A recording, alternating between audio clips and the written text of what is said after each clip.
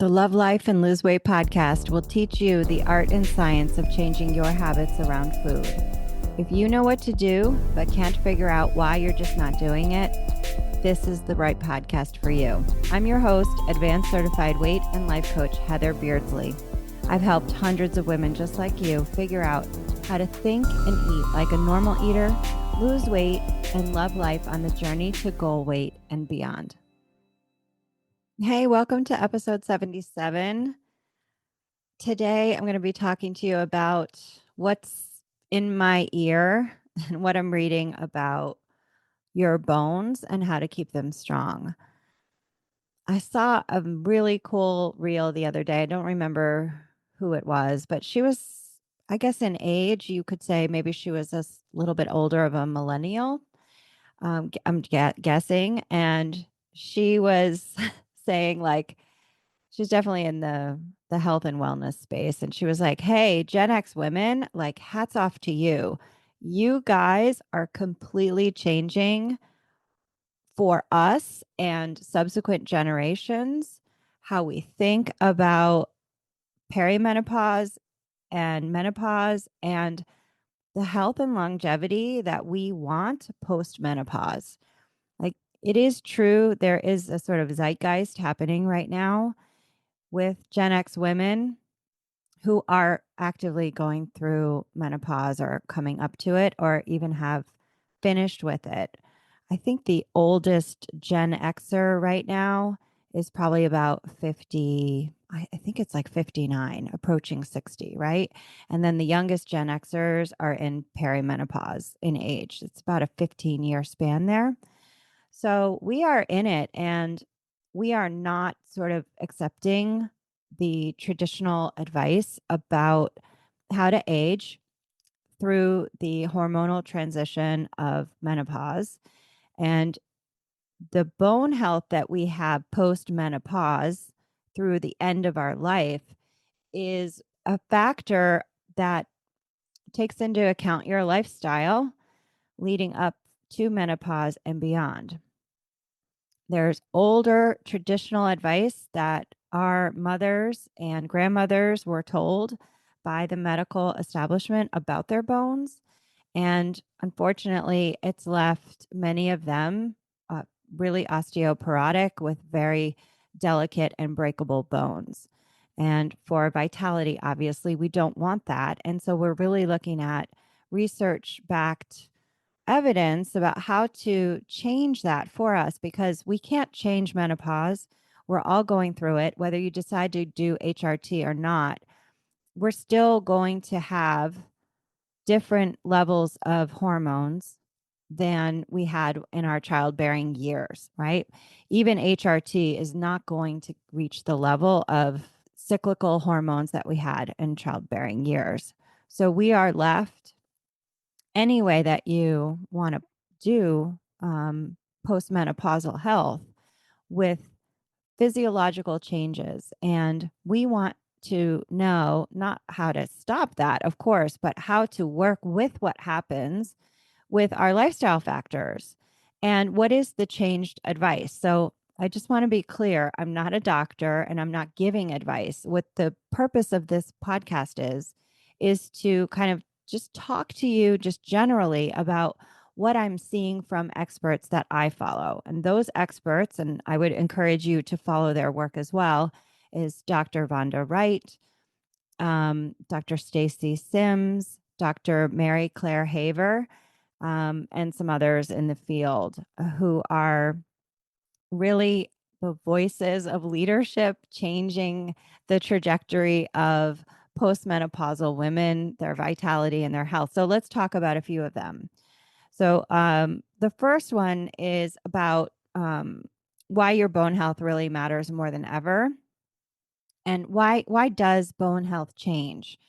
Well, Dr. Stacey Sims talked about this on the podcast that she was recently on with Mel Robbins, and bone is responsive to hormones, and it will build bone or break down bone. Your body will do that depending on the stressors that you give it.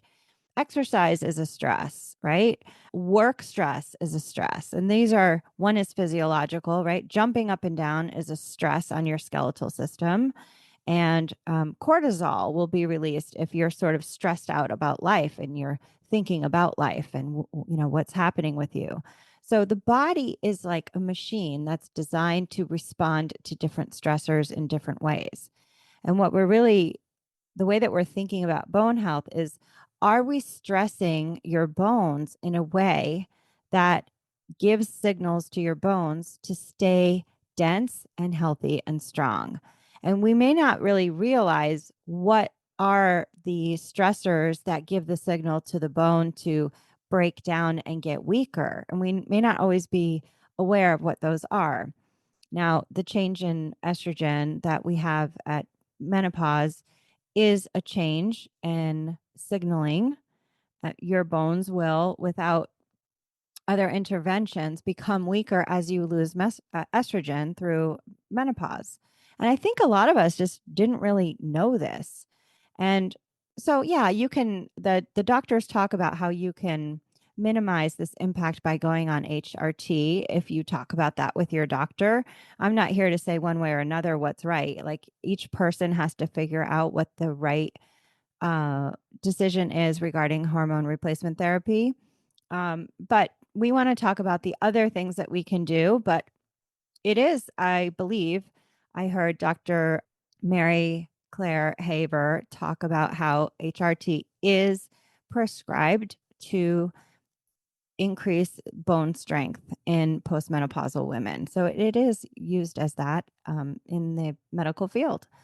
So the old advice is that just take your calcium and your vitamin D to prevent bone loss. And the new research says that exercise, particularly resistance training and high impact movements, where, like Dr. Von der Wright says, you're bashing your bones, which sounds a little aggressive, right? But it just means that your body weight is being felt on your skeletal system as you run, jump, move, and shift your body weight in all different directions, up, down, sideways, and even on a diagonal.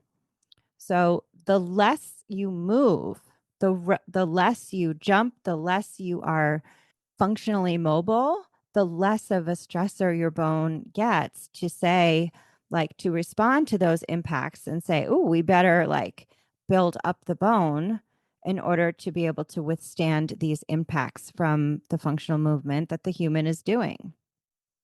So exercise comes really, it's starting to figure much more prominently into the messaging about how to have your healthy bones and how to have good health span after menopause and along with your lifespan, hopefully, right? The other old advice is that women should avoid high impact activity to protect their joints and bones. Um, Now, this is really something that the doctors are saying, like, we really need to question just the assumption that it's not okay for older women to be jumping. And I would work with your doctor and go talk to your doctor about this. Like, for example, one thing I'm doing is to jump rope when I'm doing my strength training. It's part of my warm up. I just jump and I do 100 revolutions. And that gets my heart rate up. And I know that the jumping up and down is creating that force impact, that force stress on my skeletal system. It's going up through my spine, and that is signaling my body, oh, we need to like strengthen these bones. She's jumping. She needs a more stable structure.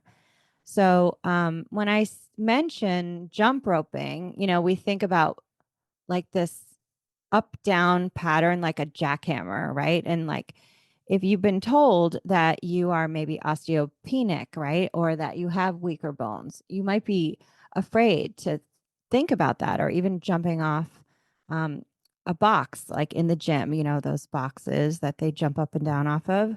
Well, there's a lot of ways to work up to that. And there's some good programs. You can search around Google, you can search around um, YouTube and look for obviously medically trained professionals who can work with you, including your doctor, to help you start to move and jump and be functionally mobile. Like, for example, with the jump rope, you don't have to start just up and down jumping. You can kind of do that skip jumping, where you just take one foot ahead of the other. So you're kind of jumping forward with one foot in the front, and then the back foot kind of goes back. So you're not putting all of your body weight on both of your feet at one time, and it's the same. Like, I have 2 steps that go down into my screened in patio in the back of my house. And I don't have to jump from the top step, but I can certainly jump from the bottom step, right? There's always ways for you to work in small jumps.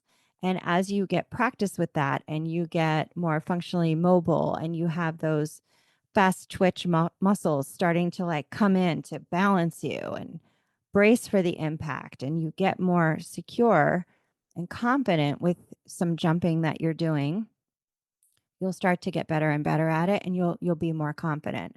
But like I said, it depends on you, right? I don't know you, I don't know your medical background. If you have osteoporosis, talk to your doctor about how can I get stronger bones with exercise and plyometric training, which is jump training, to help me start to rebuild my bones from the inside out based on proper stressing that is appropriate for me and my level of health.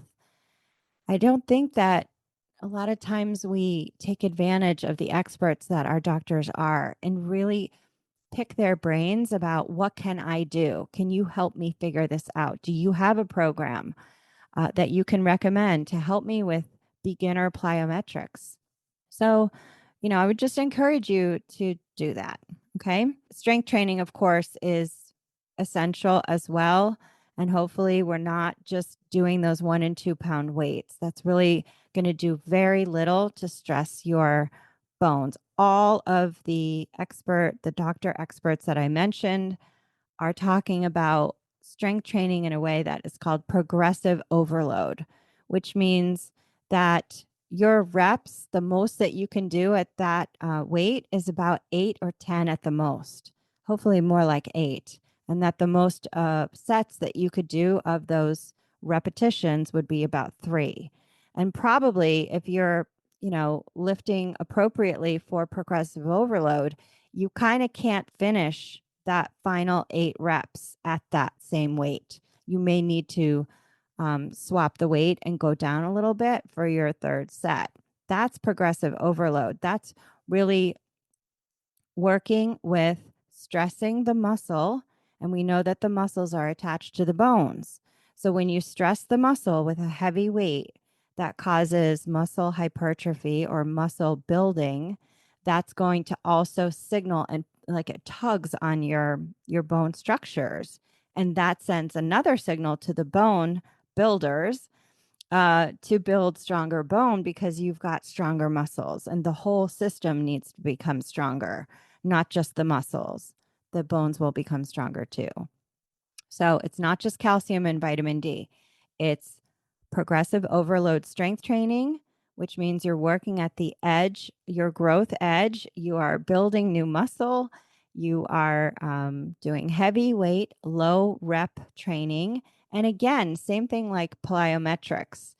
Find a good strength training program for your level and ability. And if you don't know where to start, ask your medical professionals to give you some ideas about what to check out. They should have those resources for you. They are your doctors, right? And if they want you to stay healthy, that should be as available in their advice to you as any prescriptions would be. Okay, so fear of fracture is a big topic once we get postmenopausal. It can feel very overwhelming. I believe that right now, most insurance doesn't pay for a scan to tell you if you have osteoporosis or weak bones until you're like 65. And there's some problems with that. I heard Dr. Vonda Wright talking about this, and I'll just repeat what she said, which is, why would you wait to know if you have weak bones until you're already 65? Like, don't you want to know that pretty soon after you are going through menopause or even leading up to menopause? So you have like a good baseline idea when you have had more estrogen in your physiology, protecting your bone health, protecting your muscle. Um, how strong are your bones? And then you can kind of monitor your bone density from there rather than waiting 10 years after you've been in active menopause to find out that you have weaker bones. Like, that's just like sort of ass backward. That's the cart leading the horse. We want to be the horse leading the cart. We want to be proactive. So I would just say, if your insurance doesn't pay for a DEXA scan, like, what would you be willing to pay to know if you have healthy bones? We spend our money on so much stupid shit. I would just encourage you to ask your doctor how you can get a bone density screening. It's called a DEXA scan out of pocket. And where can you go where it might be affordable for you? And maybe it's not affordable for you, but certainly, even if you can't get a DEXA scan, you can just assume that you need to do everything you can to build strong bones post menopause and start to create that lifestyle regardless or not. Because even if you, let's say you get a DEXA scan and it says, yeah, you're like maybe right in the midline of healthy bone. Well, what are you going to do? Just not do anything extra? You would probably do some extra things like plyometrics and hopefully strength training. Considering your calcium and your vitamin D supplementation with your doctor, you would be doing all that regardless. So let's just get on the horse with this, right? Okay. Understanding that the past recommendations were based on limited research and starting to incorporate like current studies offer more holistic, actionable strategies. So, osteoporosis or osteopenia does not have to be a foregone conclusion about which you have no impact over. We know that plyometric training, along with adequate protein consumption and strength training, can reverse bone loss, where you start to build bone rather than losing bone strength. So, this is something that is going to require your active participation in your lifestyle.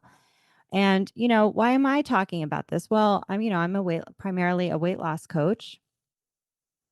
Weight loss, when we talk about losing fat, if we only do that in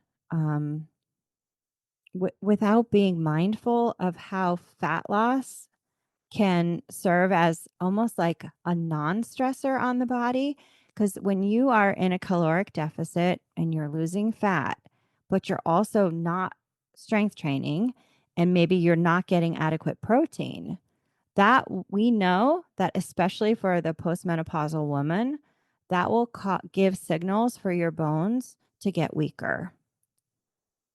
So what you need to do is counteract some of those natural outcomes by continuing to focus on losing fat, but also keep at a minimum, keep the muscle and the bone strength that you currently have by doing that strength training and making sure that you're getting a minimum of 90 grams of good quality protein every day. Ideally, with each meal that you have about 3 times a day, evenly dispersed through your day, because you can't store protein. Once you eat it, right, it's just in circulation and it gets used or not, but it can't get stored.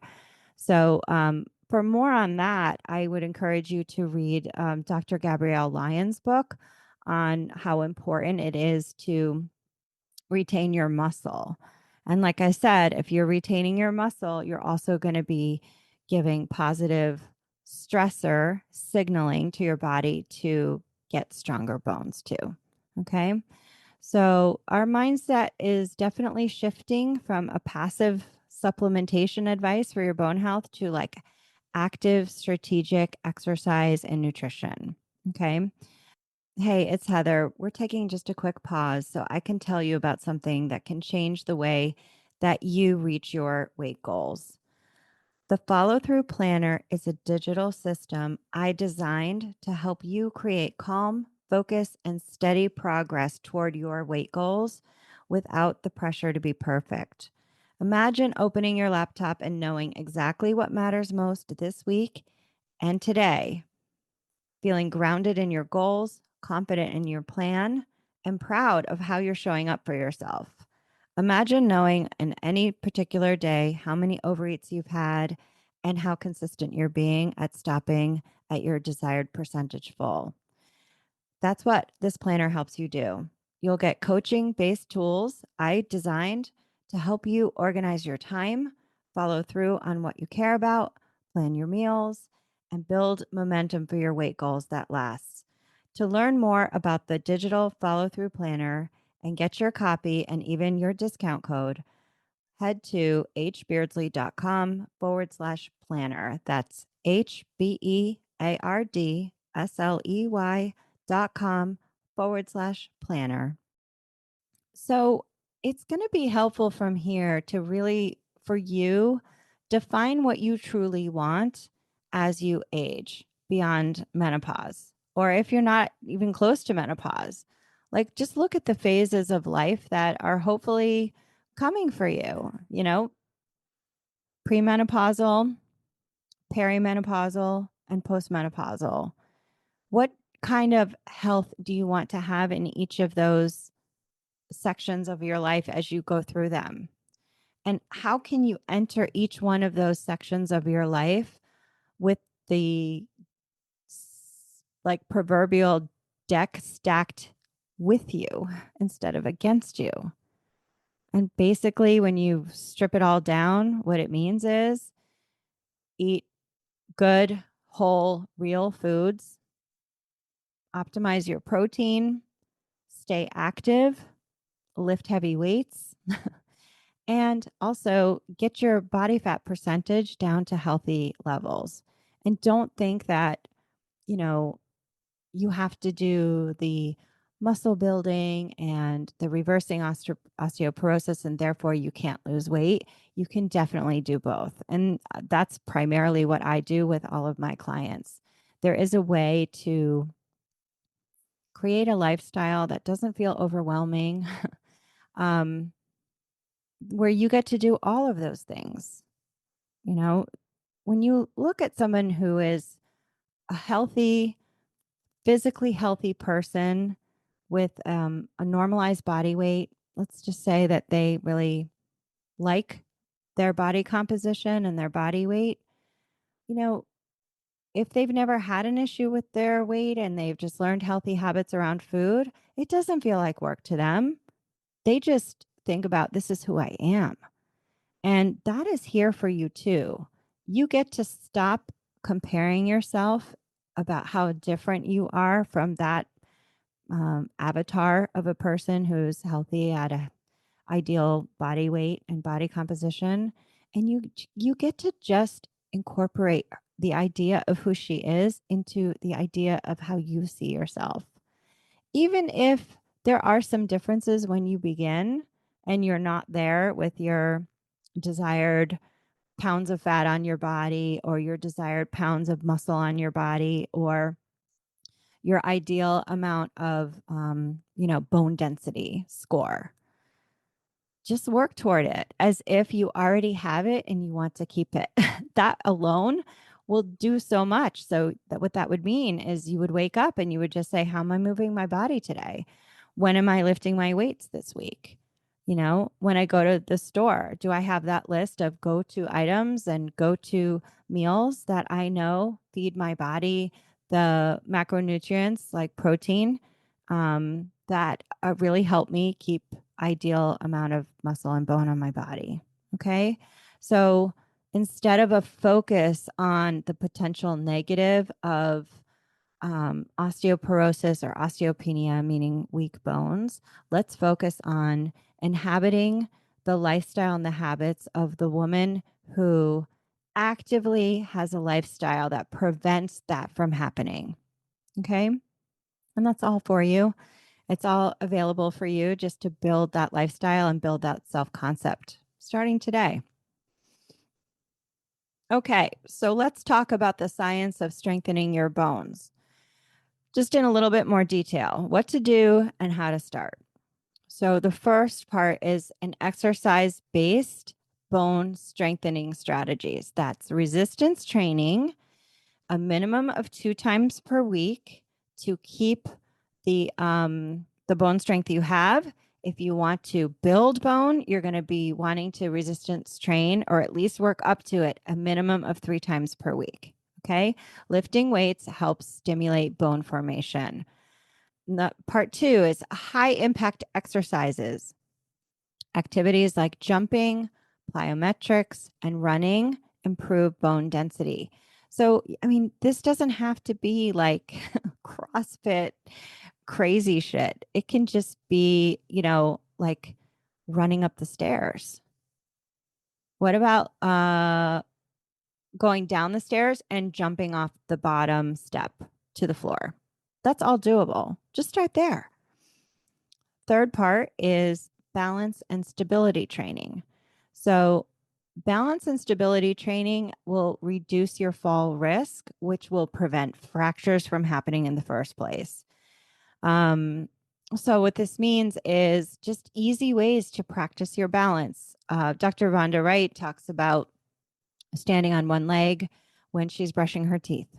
You can do this when you are talking on the phone, or if you have a standing desk, right? You can work on that yoga pose called tree pose, and you put your foot, the bottom of your foot, just hopefully either below or above the knee on the inside of your standing leg, and you just work on stabilizing and balancing in that unstable pose.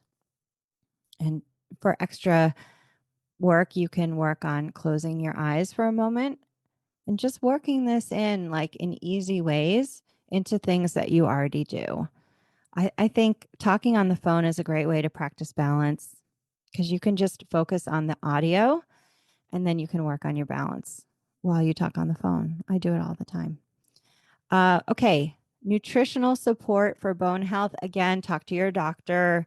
A nutritionist is really the only person who can tell you exactly what's right for you to eat. But generally, these medical experts talk about adequate protein intake. Okay. It's that minimum of 90 grams per day is what Dr. Gabrielle Lyon recommends that you start with.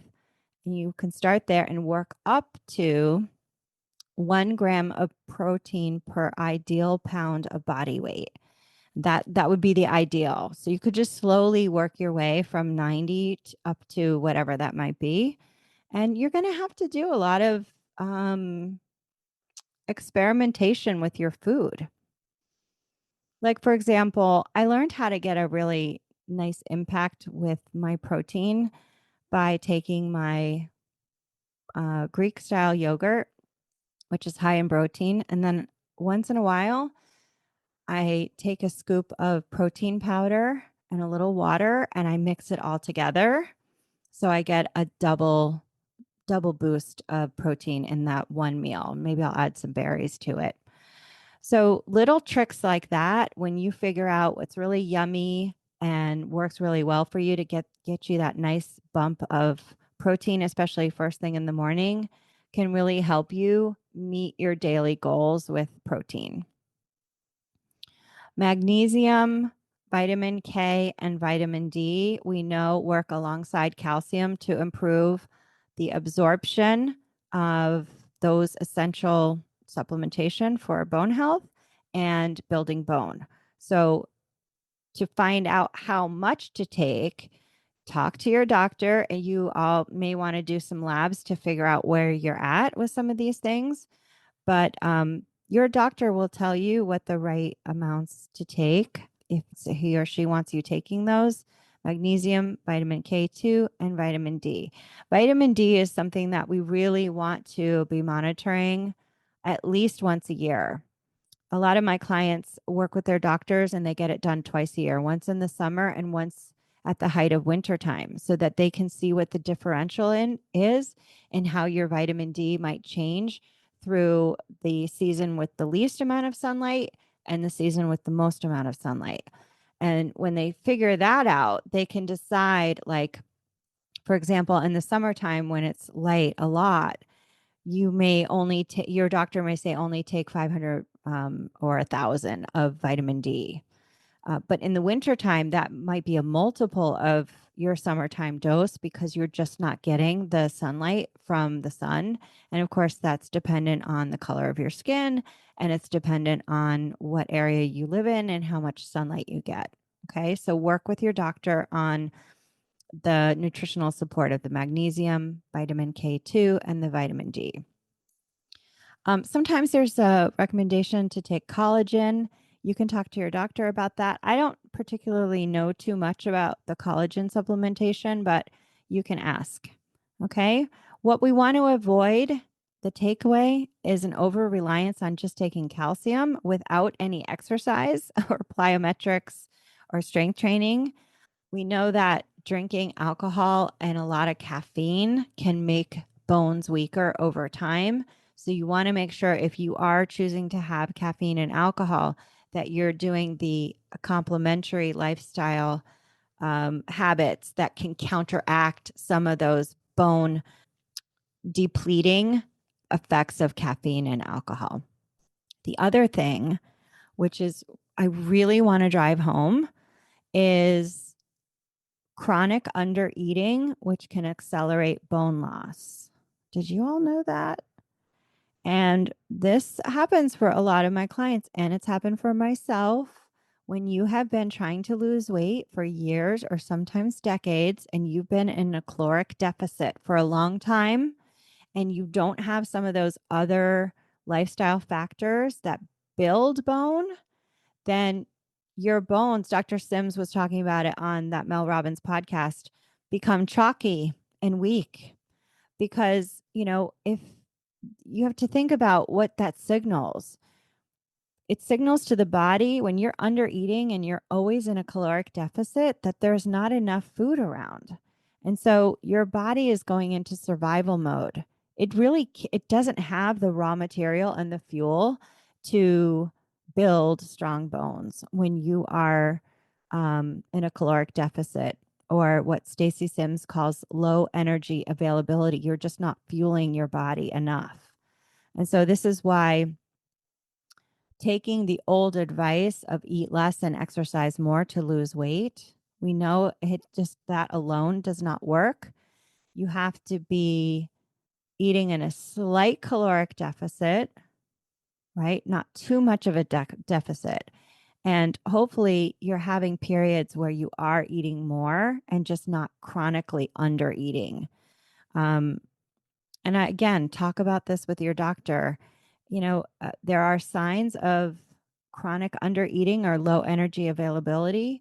And Dr. Sims talks about this in her book, which, if you recognize yourself in this, where you're hungry all the time, you feel like you never have enough to eat, maybe you are under eating all day, and then you have a habit of like catching up with calories late at night because you kind of can't take it anymore.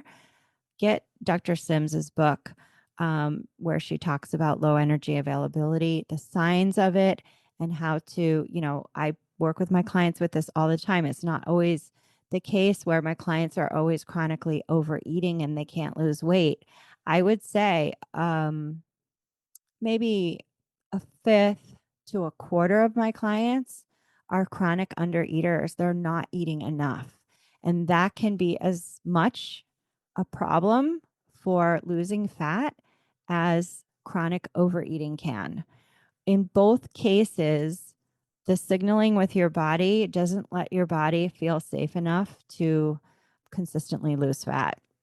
So there are ways to overcome this, and it does start with really looking at if you're adequately fueled, getting in touch with your signals for hunger and enough, and really relearning the language of your body so that you know when you are adequately fueled. There's a way to feel emotionally and physiologically satisfied with what you eat and still lose weight? Will you be losing quick weight loss, big pounds and pounds each week? No, but there is a way to do it where it's not stressing your body out and making your bones weak over time. Okay. So let's talk about DEXA scans and risk assessments for osteoporosis or low bone strength. So a DEXA scan, DEXA stands for, and I'm going to try to pronounce this the right way, but forgive me if I don't. It stands for dual energy X-ray absorptiometry. I mucked that up. Forgive me. We're just going to call it a DEXA. It's a scan. You go into a radiology type of a place and you could just get a scan that measures your bone mineral density to assess fracture risk and diagnose osteoporosis. Routine DEXA scans are recommended for women over age 65. For our insurance, we'll pay for it usually if you're age 65 or over. But if you have risk factors, you may be able to get a DEXA scan covered by your insurance earlier. Like if you have already fractured a bone, maybe they would pay. And I've talked about this before. It may be worth your time to try to invest in a DEXA scan earlier. How to obtain a DEXA scan earlier before standard insurance coverage? Well, talk to your doctor, discuss your risk factors like your family history. Did your mom have osteoporosis? Did you go into early menopause? Do you have previous fractures? And request a referral for a DEXA scan based on your risk profile. Coverage will vary, and some plans may cover the scan if they deem it medically necessary. Just call your provider and talk about it. Without insurance, DEXAs can cost like $200 to $500, but some facilities, sometimes they offer different self-pay options.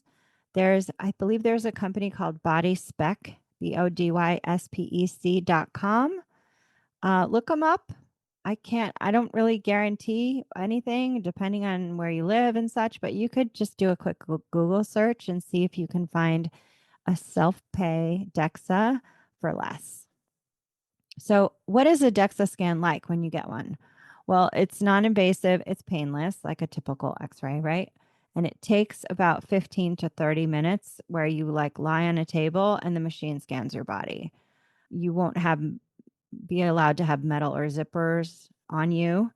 And the doctor, or they may ask you to not take calcium supplements before they take your scan because it might mess with the scan. There are other online tools that you can use to kind of assess what your risk might be if you're not ready to get a DEXA, but you're kind of curious. And I'll put all of these links in the show notes so that you can just click the links and go to some of these. But I found some for you. So one is called a Frax tool.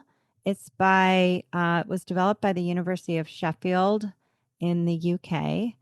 And this tool calculates your 10-year probability of a hip or major osteoporotic fracture. So that's at frax.chef, SHEF.ac.uk. There's another assessment instrument. It's called Osteoporosis Risk Assessment Instrument, ORAI.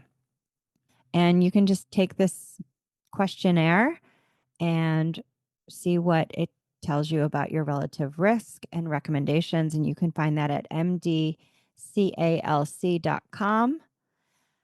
The other one is called an osteoporosis self-assessment tool, OST. And again, you can take that and see what it says. And this is both for women and men. You can find that at mdcalc.com. That's M like Mary, D like David, calc.com. And finally, one developed by our friends in Canada. It's called Osteoporosis.ca is the URL. You can find it. It's given by Osteoporosis Canada. Okay. I took it. My risk looks good. So that's great. But it doesn't give you any guarantees about the future. Your risks for weak bones are mitigated by the lifestyle that you create on purpose to give good stress signals to your body to do its best to retain and even build the strength of the bones that you have. So if you're not getting out there and lifting weights, eating your protein and doing your plyometrics and hopefully some supplements based on what your doctor says, I want you to consider how you're going to start to weave these into the lifestyle that helps you stay strong with your bone health. And if you do fall sometime in the future, that you don't break a hip. Dr. Vonda Wright talked about the horrors of fracturing a hip for women who have osteoporosis. It is not good. So we want to do what we can now to minimize that risk and stay healthy with our healthy bones. I hope the discussion I hope it's inspired you to think about what you can talk to your doctor about, how you want to keep your bone health as much of a priority as you have been thinking about your weight goals. It's really important that we have a holistic idea about what health is, not just in terms of, what we weigh on a dumb scale. It's more important to think about what is the health of your bones? What's the health of your muscles? What is the health of how much fat you have on your body? And what is the lifestyle that gives you the ability to affect these outcomes in a way that feels really good to you? We can take the conversation over to Instagram. You can find me at Thrive in Midlife and come say hi to me on the episode 77 reel if you have any questions or you have any comments or ahas about the episode. Okay, stay focused and so long. Hey, if this episode resonated for you, then let's connect. Visit hbeardsley.com/subscribe. That's HBEARDSLEY.com/subscribe and become a VIP subscriber. You'll learn how to work with me. You'll get 2 free gifts, access to exclusive VIP content, and get a discount on the digital follow-through planner.